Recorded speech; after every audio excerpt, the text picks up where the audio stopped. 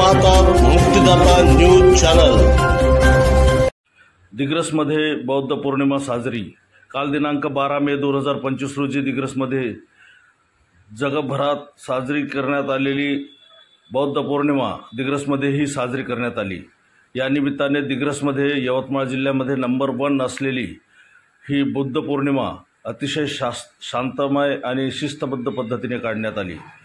या मिरवणुकीमध्ये भगवान गौतम बुद्धांची महाबोधी विहार आणि भगवान गौतम बुद्धाची भव्य दिव्य मूर्ती याची मिरवणूक काढण्यात आली। यामध्ये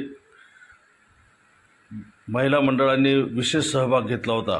हातात मेणबत्त्या घेऊन संपूर्ण शहरामध्ये बुद्धं शरणं गच्छामीचा निनाद सुरू होता। या मिरवणुकीला माजी पंचायत समिती सभापती माननीय मिलिंद भाऊ मानकर आणि सौ उज्ज्वलाताई महेंद्र भाऊ मानकर यांची उपस्थिती प्रामुख्याने होती। तसेच दिग्रसमधील गणमान्य जनता यामध्ये विशेष सहभाग घेतला होता।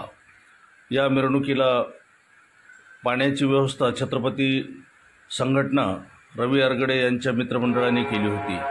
अतिशय विहंगमय असलेल्या या दृश्यामध्ये आपण बघूया बौद्ध पौर्णिमेचे काही क्षणचित्र।